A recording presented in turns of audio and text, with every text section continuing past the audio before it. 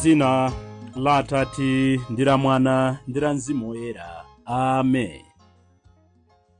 Ino ndiyo nthawi yabwino imene Mulungu akukomera mtima anthu ake.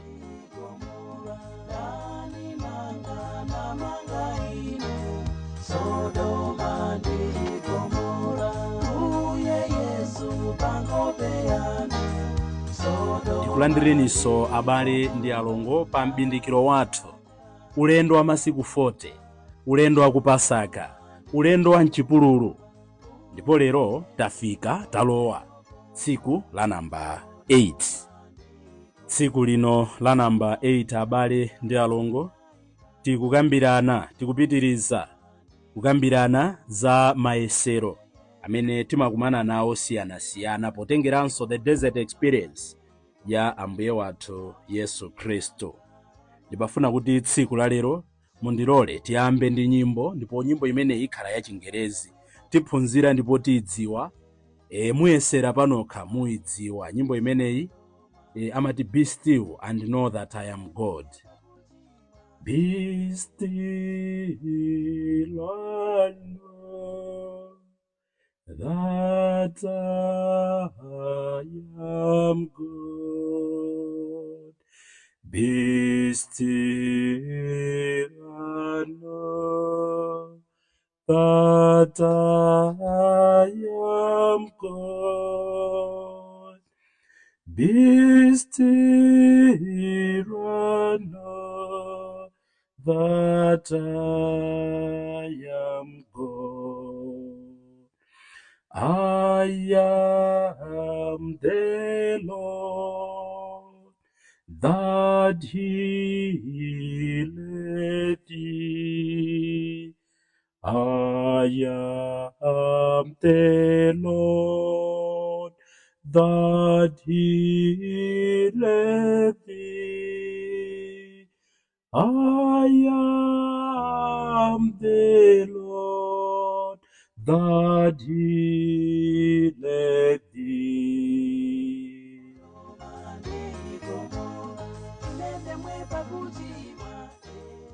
Khalani phe ndipo mudziwe kuti ine ndi chauta amene amachiritsa inu, chauta amene amatuma inu.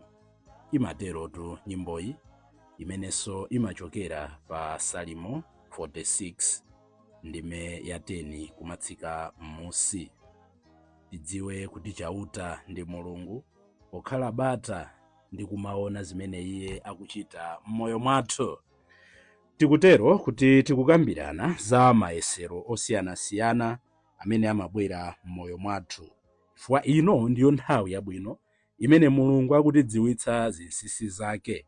Choncho pa tsiku la lero la 8 tikupitiriza kuona the nature of temptations. Dzulo timanena kuti Satana atagwiritsa ntchito mawiponi ake onse kuti atigonjetsere. The very final zimene amagwiritsa ntchito ndi zitatu zimene taziyamba kuona dzulo. Dzulo timanena kuti chida chake china chimene amachidalira kwambiri, bazuka yake ndi nkhani ya njala. Ndi dzulo chatakamba kuti tili ndi njala zosiyanasiyana, njala yakuthupi yeniyeni. Dziko limene lili pa ufulu odzilamulira zaka 60 chakuti nkumakambiranabe za njala. Mungodziwa kuti dziko limenelo likadali kutali ndi chitukuko, chifukwa anthu amene sanakhute sangathe kukambirana nkhani yotukula misewu, sangathe kukambirana nkhani yopanga ukhondo mu mzinda, sangathe kukambirana nkhani yonena kuti tisamala bwanji chilengedwe. Aliyense amangoyang'ana kuti mimba yanga ikhuta motani tsiku langa lamawa. N'chifukwa chake tikuyenera kukhala anthu atcheru ogwirizana tikamakambirana nkhani ya chakudya, kuti ngati tifuna tipite chitsogolo tiyeni tithane nayo nkhani imeneyi, nkhani ya njala. Ndi dziko limene lili nazo zonse, lili ndi malo abwino. Dzulo takamba kale, tili ndi nyanja, tili ndi mitsinje yambiri. Why is it that njala ikutivutitsabe? Ngati sitigwirizana, ngati situmanga umodzi, ndithudi tidzakhala dziko lomvetsa chisoni monga panali poyamba ndi tsopano ndi masiku onse ndi pa nthawi zosatha. Tsiku la lero tikupitiriza kuona chida china chimene Satana amagwiritsa ntchito akafuna kutigonjetsa. Ndiye chani? Satana amagwiritsa ntchito mphamvu molakwika, amatilola kuti tigwiritse ntchito mphamvu molakwika.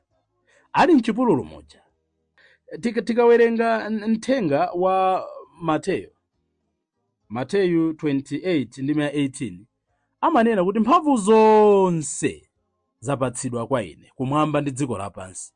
Amatero tunda Ambuye Yesu. Koma mphamvu zimenezi popeza kuti ife adatilenga mchithunzi ndi mchifaniziro cha Mulungu, adatitsanulirako, adatigawirako mphamvu zoti titha kusintha moyo wathu, mphamvu zoti titha kusintha destiny yathu. Koma chimene chimachitika ndi chani?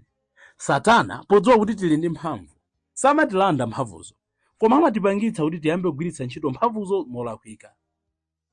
Ambuye Yesu, Satana anawayesa kuti agwiritse ntchito mphamvuzo molakwika. Satana amadziwa, sikuti mmene amanena kuti ngati ndinu mwana wa Mulungu kachiwirika amanena mokayikayi. Amanena akudziwa ndithu kuti inuyo ndinu mwana wa Mulungu, ndipo chifukwa choti ndinu mwana wa Mulungu tapangani izizi tutione. Satana amadziwa zoti ndinu abwana, Satana amadziwa zoti ndine wansembe, Satana amadziwa zoti ndinu abambo pa khomo, Satana amadziwa zonena kuti business yanu ikuyenda bwino. Ndipo amadziwa kuti akalimbana nanu directly muntulukira, munthawa, mumutsutsa. Ndiye chimene amachita ndi chani? Mphamvu zomwe zotili nazozo m'malo motilanda amafuna tizigwiritse ntchito molakwika. Ndeno ndinu abwana, Satana amakuwuzani kuti simwayitanitsa msonkhano, palibe kanthu, inuyo komutapita mochedwerapo pang'ono, palibe amene angakatuluke. Ndetu msonkhano anthu kulengeza 8 o'clock, 9 kulizi, 10 kulizi, abwana kumabwera 3 o'clock. Osapepesa nkomwe, nangasi basi abwana afika. Kugwiritsa ntchito mphamvu molakwika.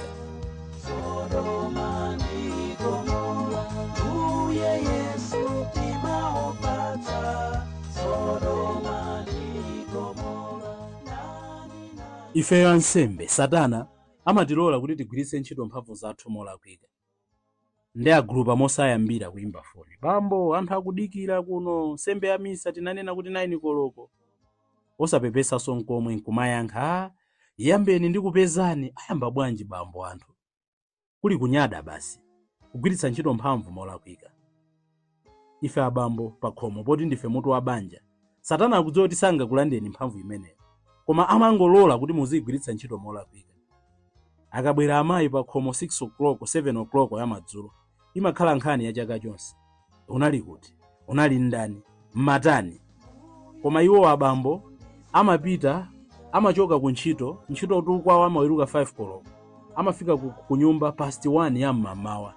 Amayi asafuse. In fact akafika amafuna apeze sima yotentha, chonsecho sanagule mafudu oma. Amafuna apeze ndiwo zabwino, chonsecho sanasiye ndalama.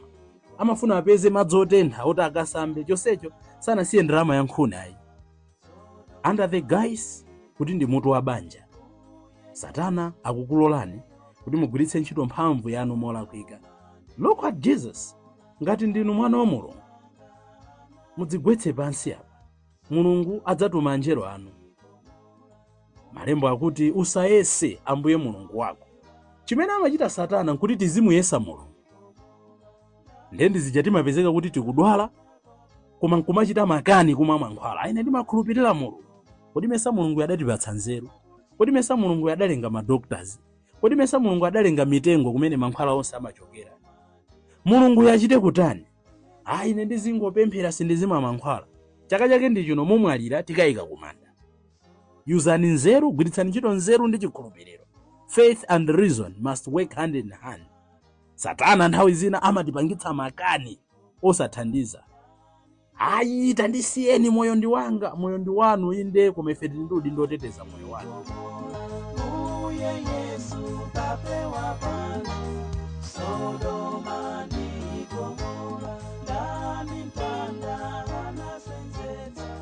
Abale ndi alongo, tisamulole Satana atipatse makani oti atigwiritse ntchito. Tikhale anthu ogwiritsa ntchito nzeru ndi chikhulupiriro nthawi imodzi. Tikuti Satana amatilola kuti tigwiritse ntchito mphamvu molakwika. Kaya muli pakwaya, Satana amangodzaza chinzimu china kuti muzingoimba nyimbo zoti anthu onse m'malo mowathandiza kupemphera, anthu osazingokuyang'anani. Zida zimene amagwiritsa ntchito Satana ndi zimenezo. Utha kukhala ndithu bwana pa kampani, mphamvu zonse zili ndiwe, kandi mdziko kumene, kanda president, kanda anduna, kanda MP, mphamvu zonse constitution idawapatsa kuti tapangani zakuti zitheka. Koma Satana amadza kulola nkukupatsa kamtima kuti uzidzikayikira. Amoti zimene zintalamuladi zitha kutheka. Moti nditangolamula kuti onse amene anatenga ndalama za ana amasiye amangidwe, moti anthu athu amangidwa. The devil has given us powers to abuse God's gifts. Satana amatipatsa mphamvu zoti tigwiritse ntchito molakwika mphatso zimene Mulungu adatipatsa. Inu ndine tisamulole Satana atigwiritse ntchito. Mulungu adatipatsa zotiyenereza kuti timtumikire. Mulungu adatipatsa zotiyenereza kuti timkonde. Koma Satana amabwera mwanchibisira. Mukumbukira fanizo la namsongole mtirigu. Kodi bwana si uja munda muno tidadzala tirigwe kananga namsongole wabwera bwanji? Ndo jambo Yesu amati ndi ndani amene adachita zimenezi. Bande bwana bwanji tizule iyayi. Zilekeni zikulire limodzi. Chifukwa mwina pozula namsongole mudzalezera limodzi mtirigu. Kuopsa kwa suggestions za Satana mzoti nthawi zina zimamveka ngati mawu a Mulungu. N'chifukwa chake abale ndi alongo pamene tikukamba nkhani ya mayesero tizimvetsera mtima wathu. We should examine our conscience. Tizikhala ndi nthawi dzulo dzana timakamba nkhani yokhala ndi nthawi yomvetsera kunena kuti solitude and silence imatithandiza kuti tikumane ndi Mulungu. Ambiri tilibe nthawi yoti chikachitika chinthu timvetsere kuti is it really God speaking to us. I remember ife tili ku seminar ankatiuza kuti ngakhale kuitana komweko atokhala nthawi zina Mulungu akukuyitana, komanso nthawi zina amakhala Satana akukuyitana. Nde umenera kuti umvetsere kuti liwu la Mulungu ndiliti nanga liwu la Satana ndiliti. Nde amanena kuti Satana akakhala kuti akukuyitana ndiyeyo amakupangitsa wekha kuti udziyitane, wekha uvomere Francis, nde wekha umadzayitana ndilipo. Mapeto ake ndi chani? Umakhala moyo osakondwa. Muli pa banja koma banja lonse mukulimva kukoma, muli pa usistere, muli mu nsembe, muli mu ndale, muli ndi chuma koma simukumva kukoma, simukumva kusangalala. Mudziwe kuti Satana ndi amene adakupangitsani kuti mumve liwu lokhala ngati liwu ndi lachauta. Pamene titati tizikhala ndi nthawi to examine our consciences, to examine kuti zinthu zikuchitika chifukwa chachani, tidzazindikira kuti Mulungu akuyankhula motani m'moyo mwathu. Satana liwu lake amalipinda kuti likhale ngati likuveka ndi counterfeit of the voice of the Father. Satana amatinyengerera, Satana amatipatsa liwu loti liveke ngati la Mulungu. Kenaka pamene akutipotoza, pamene akutipatsa mtima kuti tikhale ndi mphamvu, Satana samangoyimira potipatsa mphamvu zabodza. Satana nthawi zina amalolera kutipatsa malonjezo abodza. Satana amatipangitsa kuti tinene zinthu zimene tikudziwa pasi pa mtima ndi zovuta kukwaniritsa, kapena ndi zovuta kuti tisinthe, kapena tioneka ombwambwana tikasintha. Nkhani imene ikundibwerera mu mtimamu ndi nkhani imene timayipeza pa buku la Oweruza mutu wa 11 ndime ya 30 kumatsika m'munsi. Tidziwa bwino nkhani ya Jefta ndi mwana wake wamkazi. Nkhani kuti Yefta adalumbira kwa chauta kuti mukandithandiza kugonjetsa Aamoniwa, aliyense amene atuluke pa khomo pa nyumba yanga kudzandichingamira pobwerera, nditagonjetsa Aamoniwa adzakhala wake wachauta ndipo ndidzamupereka kuti akhale nsembe yopsereza. Choncho Yefita adawoloka kunka kwa Amoni kukamenyana nawo nkhondo, ndiponso chauta adamthandiza kuwagonjetsa. Adawakanthadi kuyambira ku Aloere mpaka kufika ku mzinda wa Miniti, mizinda 20 pamodzi, ndiponso mpaka ku Abere Keranimu. Motero Amoniwa adagonjetsedwa ndi Israeli. Pambuyo pake Yefita adabwerera kwawo ku Mizipa, ndipo adangoona mwana wake wamkazi akutuluka kudzamchingamira akuimba ng'oma ndi kumavina. Iye adali mwana wake mmodzi yekhayo, analibenso mwana wina wamwamuna kapena wamkazi. Yefita atamuona mwana wakeyo wamkaziyo adang'amba zovala zake nati, kalanga ine, iwe mwana wanga, wandidula mtima ndipo wandibweretsera mavuto akulu kopambana, pakuti ndidalonjeza chauta ndi pakamwa pangapa, ndipo sindingathe kubwenza malumbiro anga.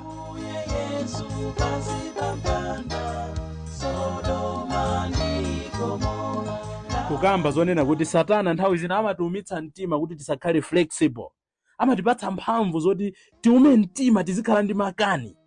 Mwina chitsanzo tikupereka sichikumveka bwino, komabe tichigwiritsa ntchito. Yefita mulungu wathu muja tinanenera tikawerenga Exodo 34:6 amati mulungu ndokhululuka ndi wachisoni osakwiya msanga, amamva mapemphero athu. Yefita akanatha kunena kuti Ambuye chauta khululukireni, padzana sindimamvetsa zimene ndimanena. We never know zimene mulungu akadamuchitira. Koma nthawi zina Satana amatiyika mwa ife kamtima kosafuna kusintha. Ine ndine bwana sindingalakwitsa, ine ndine wansembe ndanena, ine ndine bambo mutu wa banja pakhomo pano ndanena. Pasi pa mtima tikudziwa kuti talakwitsa, pasi pa mtima tikudziwa kuti tikutengera mbumba ya mulungu kolakwika. Tisalolere Satana azitipatsa chintima cha mwala chosakhala flexible. Kulibe munthu amene sapanga ma mistake. Inu, ine, ife timapanga ma mistake. Tikalakwitsa tizivomereza ndipo tizimpepesa mulungu kuti tikufuna kuyamba mwatsopano.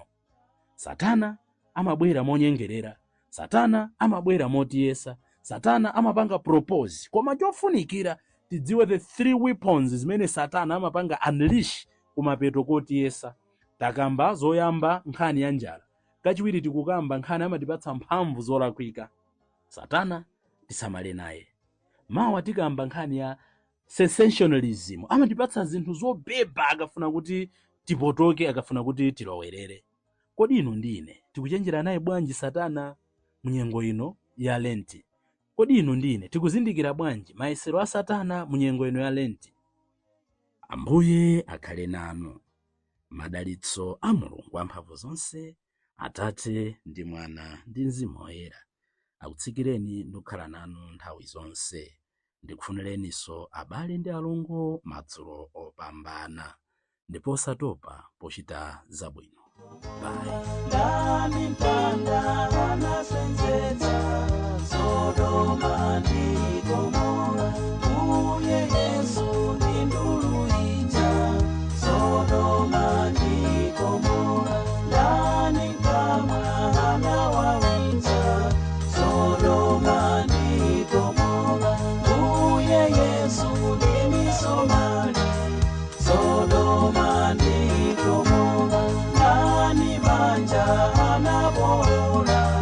Sodoma ndi Gomora, inende mwepa kuchimwa uye Yesu pepanitu. Sodoma ndi Gomora, inende mwepa kuchimwa uye Yesu pepanitu. Sodoma ndi Gomora, uye Yesu mapazi yanu. Sodoma ndi Gomora, ndani mpanda anakomera.